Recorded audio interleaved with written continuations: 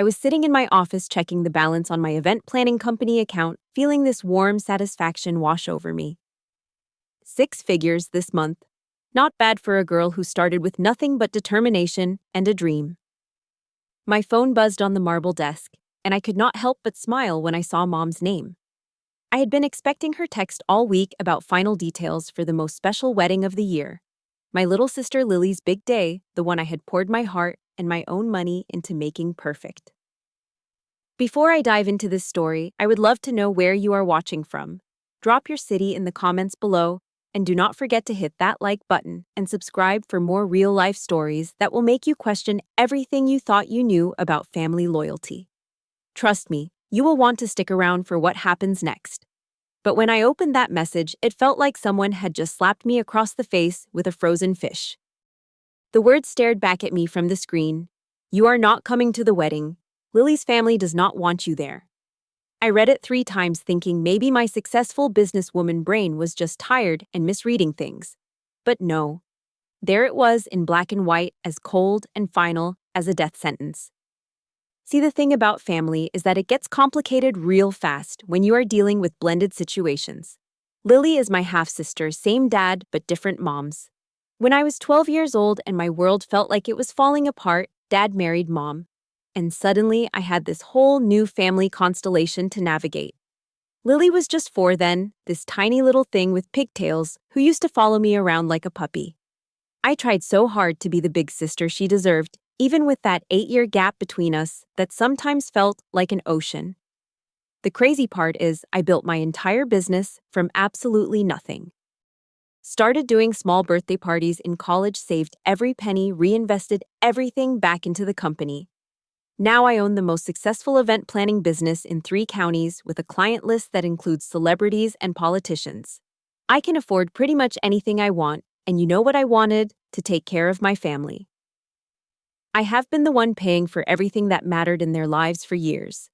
When Lily wanted to go to that expensive private college, guess who wrote the tuition checks? When Mom was ready to retire but had no savings, because she had spent everything raising us, guess who bought her that cute little house in the suburbs, with the white picket fence she always dreamed about? When Lily got engaged to her college sweetheart, Marcus, guess who volunteered to plan and pay for their dream wedding without them asking? I had spent the last 8 months planning every single detail of this wedding. We are talking about a $40,000 affair that I was funding entirely out of my own pocket as my gift to them. I had already put down deposits on the venue, a gorgeous historic mansion with gardens that looked like something out of a fairy tale. The catering alone cost more than most people make in 6 months, but I wanted everything to be perfect for my little sister. My phone buzzed again while I was still processing the first message. "Please do not make this harder than it already is," Mom had written. Harder than it already is.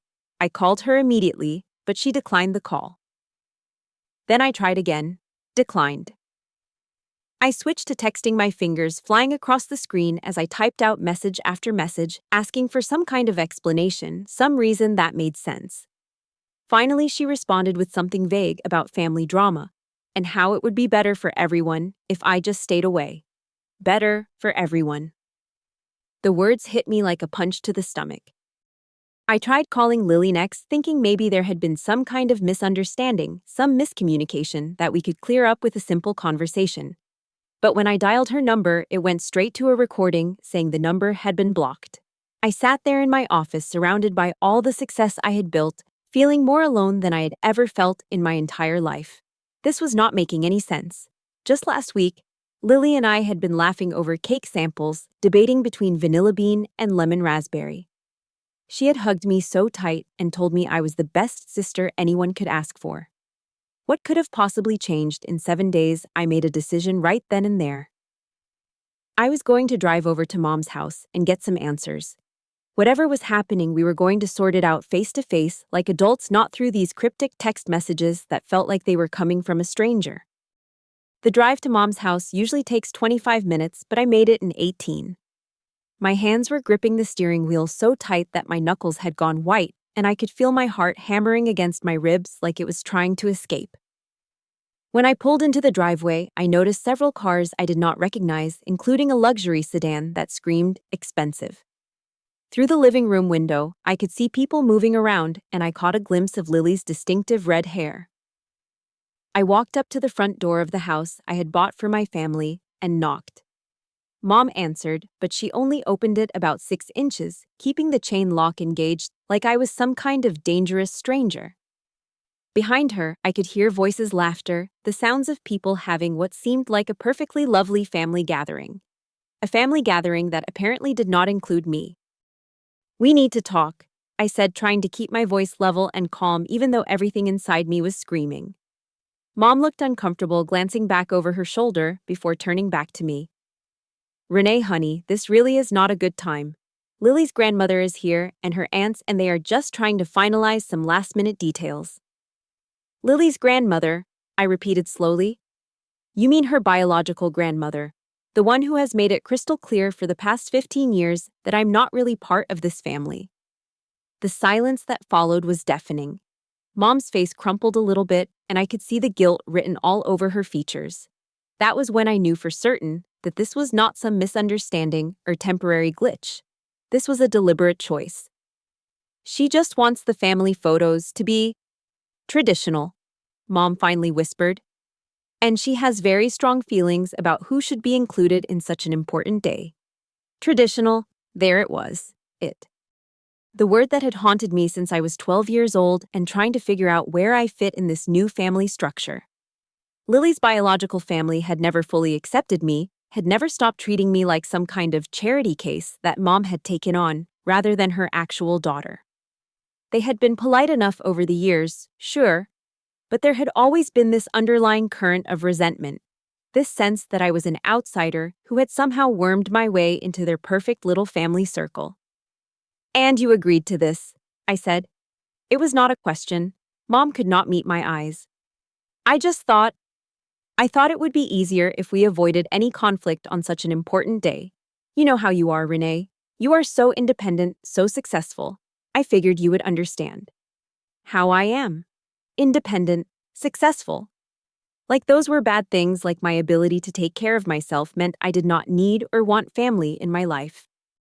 Like the fact that I had managed to build something meaningful from nothing somehow disqualified me from belonging. Standing there on the doorstep of the house I had purchased, looking at the woman I'd called Mom for over half my life, I felt something fundamental shift inside me. This was not the first time something like this had happened. I started remembering all the little incidents over the years, all the times when there had been some conflict or disagreement and Mom had subtly taken Lily's side. All the family gatherings where I had felt like I was being tolerated rather than welcomed. All the comments about how I was too focused on work or too independent for my own good. I had spent so many years trying to prove that I belonged, throwing money at every problem, trying to buy my way into a love that should have been freely given. And they had taken it all, had let me pay for everything, while never really considering me part of the family at all. I drove home in a daze, my mind reeling from everything that had just happened. When I walked into my apartment, everything felt different somehow, like I was seeing it through new eyes. This beautiful space that I had worked so hard to create, filled with furniture and art that I had chosen with such care, suddenly felt like a monument to my own loneliness. I could not sleep that night. I kept replaying every conversation, every interaction from the past several months, looking for clues I had missed. How had I been so blind? How had I not seen that they were just using me, just letting me play the role of generous big sister while never actually accepting me as one of them? The next morning, my phone rang at 8:30. It was David, the wedding photographer I'd hired for the occasion. "Hey, Renee," he said, his voice a little awkward. "I just wanted to check in about Saturday. I got a call yesterday from Lily's grandmother, and she mentioned some concerns about the shot list." "What kind of concerns?" There was a pause. "Well, she was asking about making sure the family photos only included blood relatives. She also mentioned something about you being, how did she put it, a little too controlling when it comes to throwing money around and expecting special treatment because of it." The phone slipped in my hand and I almost dropped it. She said, "What?" "Look, I have worked a lot of weddings and family drama is nothing new to me, but I wanted you to know what was being said because it felt wrong. This woman was basically telling me that you have been trying to control the whole wedding with your money and that the family was getting tired of your demands. My demands. I had never made a single demand. I had asked for nothing except the chance to give my sister the wedding of her dreams. And somehow that generosity had been twisted into something ugly, something manipulative. That was the moment I realized this was not just about exclusion from one day. This was systematic. They had been talking about me behind my back, painting me as some kind of controlling, entitled person who was using money to manipulate the family.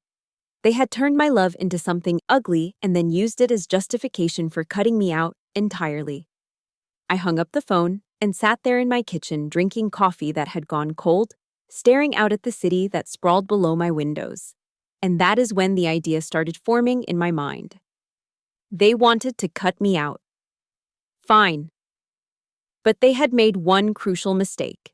They had assumed that I would just take it, just accept their decision and slink away quietly. They had no idea who they were dealing with. I picked up my phone and typed out a single text message to Mom. So you chose status over blood? I did not wait for a response. Instead, I started making phone calls. The first one was to the venue, a gorgeous historic mansion that I had booked under my company's name. Hi, this is Renee from Elegant Affairs Event Planning. I need to cancel the Porter Williams wedding scheduled for this Saturday. The woman on the other end sounded shocked. Cancel. But that is in 4 days. The full payment has already been processed, and we have staff scheduled, and I understand the timing is not ideal. I said, my voice steady and professional. But I am the primary contract holder, and I am canceling the event. Please process the refund according to our contract terms. Next, I called the catering company. Same conversation, same shock. Then the florist who I had paid extra to source rare orchids from 3 different states. Then the cake designer who had been working on a custom 4-tier masterpiece for the past month. One by one, I systematically dismantled every single element of the wedding that I had spent 8 months planning and paying for. With each phone call, I felt something shifting inside me. This was not about revenge exactly. This was about self-respect. This was about finally setting boundaries that should have been set years ago. They wanted me gone. Fine. But everything I had brought to the table was going with me. The last call was to the string quartet I had hired for the ceremony. The woman who answered sounded frazzled. We have been getting calls all morning from the other vendors, she said.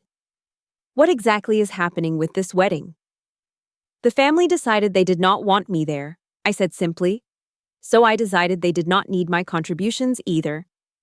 By noon, the entire wedding infrastructure had collapsed. 8 months of planning, $40,000 in deposits and payments, countless hours of coordination and care, all of it gone in the space of 4 hours. I sat back in my chair and felt something I had not felt in years, complete and total clarity about who I was and what I deserved. My phone started ringing around 1 o'clock. First Mom, then Lily, then numbers I did not recognize. I let every single call go to voicemail. Whatever panic was happening on their end was not my problem anymore. They had made their choice when they decided I was not family enough to be included. Now they could live with the consequences. The voicemails were something else entirely. I finally listened to them that evening after I had spent the day reorganizing my office and clearing my head. Mom's voice was shaking on the first one. Renee, please call me back.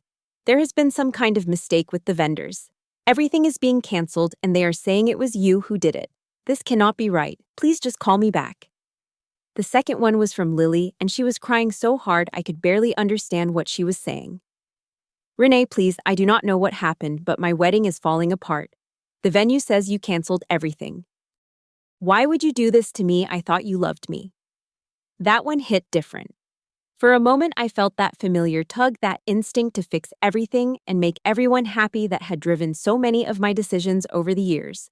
But then I remembered standing on the doorstep of my own house, being told through a chain-locked door that I was not wanted at the most important day of my sister's life. The third voicemail was from a number I did not recognize, but the voice was unmistakable. Lily's grandmother, the woman who had spent 15 years making it clear that I would never be good enough for her granddaughter's family. Young lady, she said, her voice dripping with the kind of condescension I had been hearing my whole life.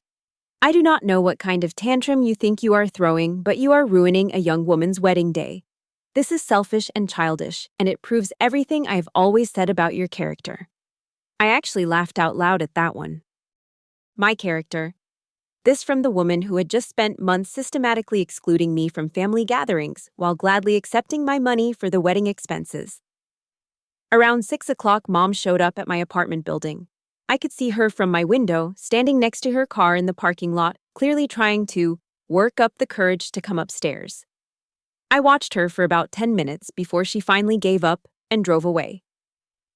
The next morning brought a different kind of voicemail. This time it was Lily, but she was not crying. Her voice was small and broken, and for the first time she sounded like she actually understood what had happened. "Renee," she said, "I talked to Mom. I talked to Grandma. I know what they said to you, and I know why you did what you did. I never wanted you excluded from my wedding. I never knew they were planning to do that until it was already done. But I was too scared to stand up to them, and now I have lost my sister and my wedding, and I do not know how to fix either one." That voicemail played 3 times before I could bring myself to delete it. But here is the thing about boundaries: once you set them, you have to maintain them. I had spent my entire adult life being the person who fixed everything, who smoothed over conflicts, who absorbed other people's bad behavior in the name of keeping the peace. And where had it gotten me? Standing outside my own family, being told I was not welcome at events I had paid for by people who had been talking about me behind my back for months. I did not call anyone back. Instead, I did something I had never done before. I took care of myself. I made an appointment with a therapist, something I had been putting off for years, because I was always too busy taking care of everyone else. I called my biological father, who I had not spoken to in months, because I was always so focused on my relationship with Mom and Lily. I reached out to friends I had neglected while pouring all my energy into family relationships that had never been as solid as I thought they were. The therapy sessions were revelatory. Dr. Martinez helped me understand patterns I had been blind to for years. I had been trying to earn love through service, trying to buy belonging through generosity, trying to prove my worth through constant giving. And the people around me had been happy to take everything I offered while never really accepting me as an equal member of the family. "You cannot purchase love," Dr. Martinez told me during one of our sessions. "Real love, authentic belonging, those things are given freely or not at all. When you have to pay for your place at the table, you are not really sitting with family. You are sitting with customers." 3 weeks after the wedding that never happened, I got a call from someone I had not expected to hear from: Marcus, Lily's fiance. His voice was quiet and respectful when he asked if he could meet me for coffee. Against my better judgment, I agreed. We met at a little cafe downtown, far from any of the usual places where I might run into family. Marcus looked terrible, like he had not been sleeping or eating properly. "I owe you an apology," he said before I could even sit down.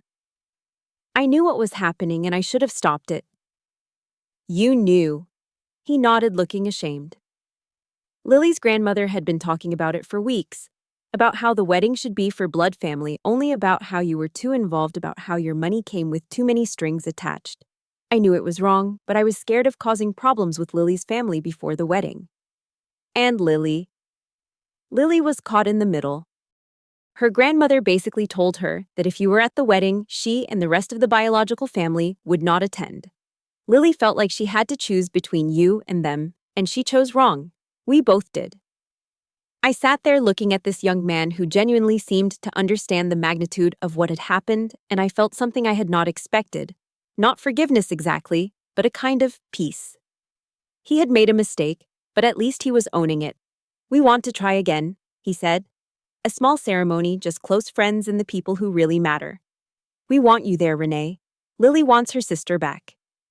I stirred my coffee for a long time before answering. "The thing is, Marcus, I am not sure I want to be the kind of sister who has to be invited back. I spent so many years trying to prove I belonged in that family that I forgot to ask whether it was a family worth belonging to." 6 months later, Lily did reach out. Not through Marcus or Mom, but directly with a letter that showed up at my office. It was 8 pages long, handwritten, full of apologies and explanations, and the level of self-awareness I had never seen from her before. She had been going to therapy too, trying to understand her own patterns of conflict avoidance and people-pleasing. We started talking again slowly and carefully, with boundaries that we both understood. She had married Marcus in a simple courthouse ceremony, just the two of them and two witnesses. She had also had some difficult conversations with her biological family about respect and inclusion, conversations that had not gone well but that had needed to happen. Mom took longer to come around. She eventually realized that her choice to prioritize keeping peace with Lily's biological family over protecting all of her children had cost her a daughter. We reconciled too eventually, but the relationship was different now. I was no longer the family ATM, no longer the person who absorbed everyone else's problems and paid for everyone else's mistakes. I was just Renee, take it or leave it. My business thrived during this period of personal growth. Without the emotional drain of constantly managing family drama, I had energy to pour into my work and my friendships. I started doing pro bono events for women's shelters and community organizations, finding ways to use my skills and resources that actually fed my soul instead of depleting it. 1 year later, I was planning a wedding for a client when she asked me about my own family. "Do you have siblings?" she wondered, making conversation while we looked at flower arrangements. "I do," I said, and realized it was true. But I learned the hard way that family is not just about who you share DNA with. It is about who shows up for you, who respects you, who sees your worth without requiring you to prove it constantly. Sometimes people mistake kindness for weakness, generosity for desperation. But there is a difference between being family and being used by family. The moment I stopped trying to buy love, I finally learned what it felt like to deserve it. And you know what? That realization was worth more than any wedding I ever could have planned. Have you ever had to set boundaries with family members who took your love for granted? I would love to hear your stories in the comments below. If this story resonated with you, please give it a like and share it with someone who might need to hear it. Do not forget to subscribe for more real-life stories about finding your strength and your worth. Thank you for listening, and remember that sometimes the most loving thing you can do is refuse to be treated as less than you are. Until next time, keep standing up for yourself, because you deserve nothing less than genuine respect and authentic love.